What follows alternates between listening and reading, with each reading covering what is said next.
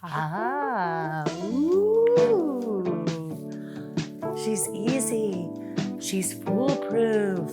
She's still reliably flaky. She's Pâte Brisée. Hello and welcome to this episode of Happy Baking. In this episode, I'm going to teach you how to make my absolute easiest pie dough ever, my Pâte Brisée recipe. This dough is not only super simple, it's actually one of the most foolproof pastry doughs there is. And best of all, it's still incredibly delicious, super buttery, and reliably flaky. This dough is great for beginners, people who have really struggled with pie dough, or even experienced pie bakers who are looking for a shortcut. This is one crust that can really make the phrase easy as pie come true. So let's get baking.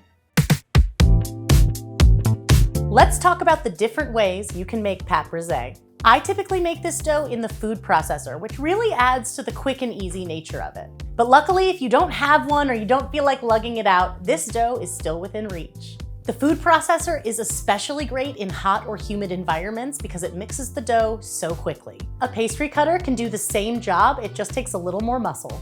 Pastry cutters are great for people who have hot hands because you don't have to actually touch the dough as much and you won't risk warming up the butter while you're working with it. You can even refrigerate or freeze a pastry cutter to give you a few extra minutes of cold while you're working with the dough. It's also possible to mix Pâte Brisée by hand, but it does take a little more time because the butter is worked in so fully in this method. If you need help keeping everything cool when mixing by hand, you can actually chill your bowl and your flour before you start mixing, just to make sure everything is cold from the start. No matter which mixing method you choose, the visual cues included in the recipe are going to be the same. The goal here is to mix the fat into the flour almost entirely so it doesn't even look visible like in any pieces or chunks. All right, let's mix this dough. In this method, the fat is fully incorporated into the flour. The goal here is to no longer see any visible specks of butter. The flour will start sort of white in color and end up pale yellow. It'll almost look like cornmeal. Part of the reason this happens is that the flour actually starts to hydrate during the mixing process due to some of the moisture content in the butter. You'll notice that even though this ratio is similar to my favorite all butter pie dough, the amount of water I call for in this recipe is less, and this is why. We've already started the hydration process before we even begin to add water in the mix. It typically takes less water in total to hydrate this style of dough because the fat is so fully incorporated. So now you can see why using the food processor makes this especially easy, uniform, and even. Okay, real talk. This is my favorite food processor to make my Pâte Brisée in, and I know it's not the prettiest. It's got some crackage on its outer exterior. I don't care. Sometimes I try to use prettier appliances, but the reality is if I was making this and the camera wasn't on me, this is the one I'd be using. And you know what? This is my channel, so I'm just gonna use it because it's actually my favorite. I got it at a garage sale from someone who accidentally got 2 food processors on their registry. So they gave it to me for pretty cheap when I was a culinary student. And I love it. It's just like a nice little size. It's really my favorite. It's perfect for one batch of pie dough, in my opinion. So let us commence making the Pâte Brisée. Flour into the food processor and the fine sea salt too. And I'll just pulse that a few times just to combine those dry ingredients. Then I'll break up the butter cubes and add them into the food processor as well. Now I'm gonna give this a pulse until those butter pieces are no longer visible. Now the food processor makes super quick work of that first part, but I still like to add the water by hand. Here's why. I really don't like adding water to the food processor bowl because it's too easy for that moisture to kind of get stuck in the edges or corners of the bowl or under the blade. For this reason, I find it really hard to reliably hydrate dough in the food processor, and I find that most people accidentally take it too far, adding too much moisture and ending up with a sticky dough. So instead, after the butter is incorporated, I like to transfer the mixture to a mixing bowl. Then I'll make a well in the center of the flour mixture and start adding the water gradually. Start by adding the initial quantity of water called for by the recipe, and then add a little more at a time as needed until the dough comes together. First, I'll use a tossing motion to distribute that water throughout the mixture. Remember, this is one of those dreaded plus more as needed times, okay? Pie dough will always hydrate differently depending on the type and brand of flour you're using, and even environmental factors like humidity. The initial quantity of water in this recipe is just a jumping off point. You may need to add more. As the dough starts to become more hydrated, you can use more of a stirring and/or kneading motion to help fully bring the dough together. The dough should be uniformly combined and come together easily, but it won't be totally smooth. Dough that's too dry may have kind of a dusty appearance or look like it has visible pockets of unhydrated flour. It may not hold together and can even look kind of crumbly. Dough that's too wet will feel sticky to the touch, and it's often smoother and may even look lighter in color. Don't forget to check out the full episode I did here on Happy Baking all about hydration in your pie dough. It is super helpful in getting that just right.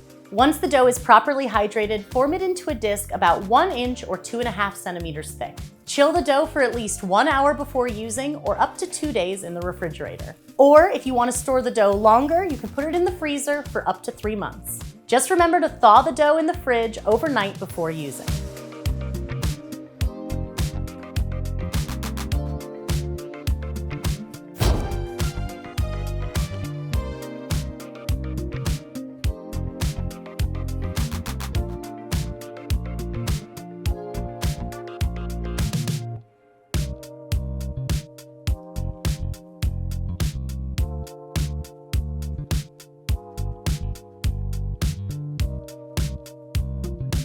I'm gonna use my chilled Pâte Brisée to make my pumpkin sugar pie, which is one of my favorites. And for that, I need to par bake the crust. So let's do it.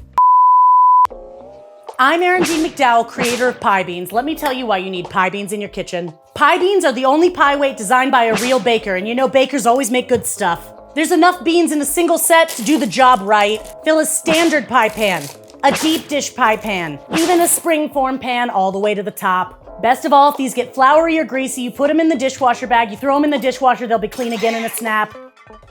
Look how easy that was, they're absolutely sparkling. Just pour the beans in the crust and you're ready to bake. Look how lightning fast that was. You following me, camera guy? This is for your pumpkin pie, your coconut cream pie, your cherry pie. Life is hard as it is, you don't need crummy pie weights weighing you down. No more buying multiple sets, no more misleading products that don't even do what they're supposed to. Have you tried dried beans? Dried beans stink. I mean, they work, but they smell really bad. Metal chains aren't heavy enough and they get rusty when you try to clean them. What even are these? They're worthless. Ceramic pie weights are heavy. They roll all around your kitchen. Want to see if your house is level? That's the only time to use them. What are you gonna do? Shell out the money to buy 5 sets just to fill a single pie pan? No, you're a baker, not a dummy. You're gonna get pie beans. And if you order today, I'm gonna throw in 5 extra beans free of charge for a total of 655 beans. They're gonna think I've gone crazy, but that's how much I want you to try pie beans. Stop making pie, stop having a shitty life. Here's how to order. To get your bag of pie beans, visit ErinJeanneMcDowell.com. Don't delay. Visit today. Preheat the oven to 425 degrees Fahrenheit, 205 degrees Celsius with an oven rack in the lower third of the oven. Place a chilled, docked pie crust on a parchment-lined baking sheet. Grab a piece of parchment paper and scrunch it up. Then place it inside your pie crust. Fill the pie crust with pie weights, like my new pie beans, all the way to the top edge of the crust. Transfer to the oven and bake for 15 to 17 minutes until the outer edge just barely starts to turn golden brown. After this initial bake time, I will remove the pie weights and transfer them to a heat-safe bowl. If desired, you can use a fork at this stage to add a few more dock holes to your pie crust. This is especially great for extra flaky crusts like my favorite all-butter pie dough. Then, return the crust to the oven and bake until it is matte on the inner surface, about 2 to 4 minutes more.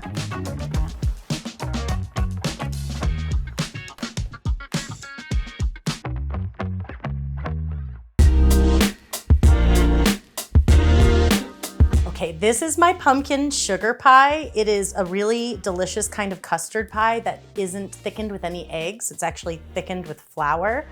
And it's a little bit different than a regular pumpkin pie because I gotta admit, I don't actually like regular pumpkin pie that much. but I really like this pie.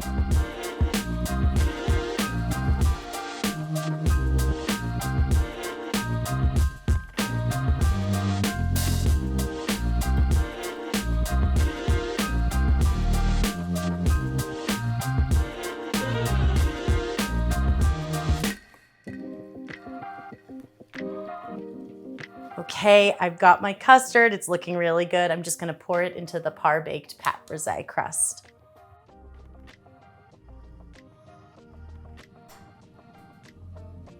I've got my oven preheated to 375 degrees Fahrenheit, 190 degrees Celsius, with an oven rack in the lower third of the oven. I'll bake the pie for 35 to 40 minutes until the outer edge is totally set and the interior just barely jiggles a little.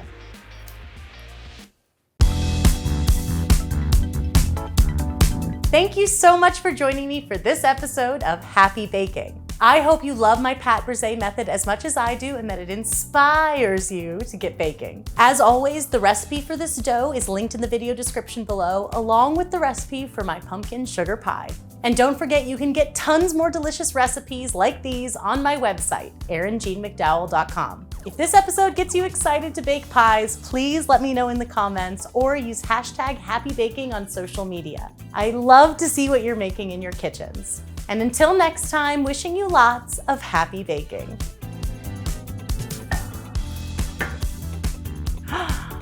Sturdy! Once more.